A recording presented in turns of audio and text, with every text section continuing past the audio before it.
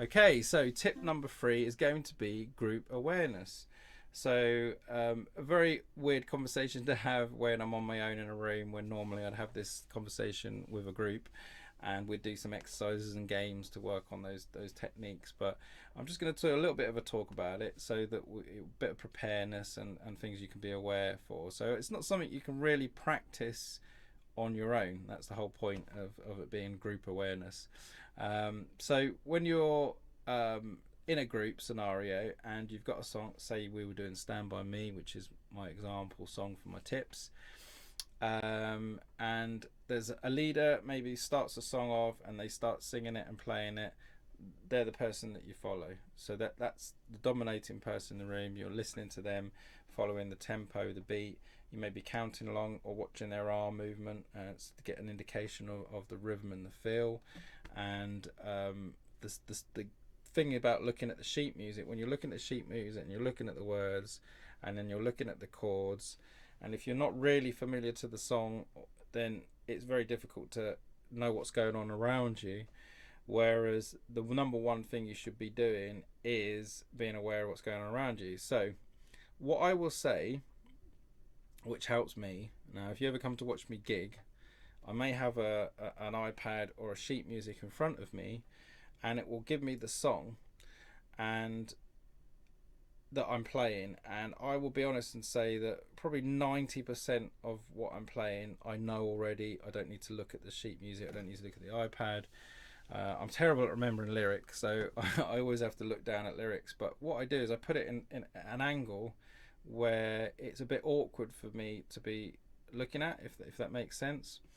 So if it's a song I'm not familiar to, then I will be concentrating on it a bit more than normal. But if it's a song that I'm fairly familiar to and I've done quite a few times, then ideally I shouldn't be looking at that sheet. I should be looking out at the audience. I should be obviously playing confidently and following the leader in the band. So for example, if I was the leader in the band and I was singing and playing, I might have the sheet in front of me, but I obviously know that if I know the song quite well, I'd look around and nod people in or cue people up, and I'll be able to help them out. So where I'm going with this, so number one tip for this group awareness is, because you want to be aware of what's going on rhythmically and whether you're in time or whether you're keeping pace, whether your chord changes in the right place. You can only do this by listening and being able to focus on what's going on around you. It could be a visual cue. So another good way of keeping in time is if you were to look at the leader, if it was me playing up there and you can see my arm movement and you mirror my arm movement, you'll be mirroring the rhythm that I'm playing, and you'll be keeping in time, even if you're not exactly playing exactly the right amount of strums. So if I'm going like this and you mirror that movement, you become in sync with me. So if you feel like you've lost the beat or you've lost the tempo or you're not quite in time, you can look at the person ahead, but you can only do that if you can take your eyes off the paper. So it's really important to, instead of having the sheet music right in front of you and to be stared at it the whole time, especially if it's something you know, to actually have it slightly to the side. And if you know your beats and your bars and you know how many beats, and you know, for example, if it was and we're going to try this I think as well, if it's Stand By Me and I said to you, right, we're going to do Stand By Me, but I don't want anyone to be looking at the sheets, and it should be easy because it's just the same chords all the way through.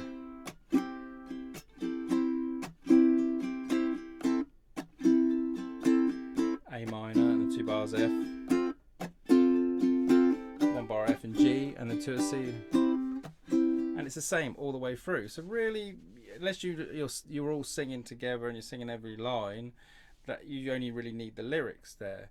And then most people will know the chorus, so you only really need the verses. And if you practice it loads and loads of times, you don't even really need the verses. Really, you don't even need the sheet.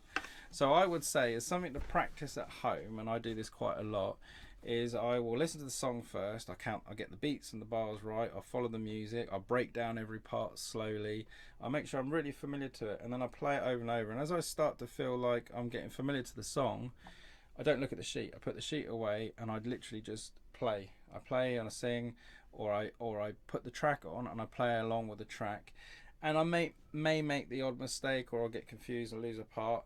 And that's where having it there available to look at, but not there, so it's right in front of your face, is much better. Or it looks better if you're playing with, obviously, if you're playing in a group scenario in front of people. It does look better when people are engaging with the crowd, or they're looking at each other and they're smiling, as opposed to all like heads in books and what have you.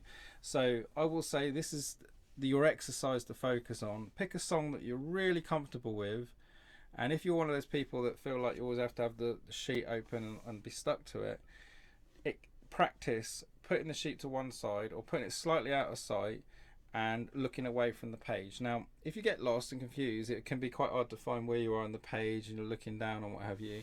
But that's okay. That's all about experience and practice. And I understand if you're starting at the beginning, you feel that's your comfort, looking at the book and the page. That's great. You know, look at the page, look at the book. I don't want you to not be comfortable playing.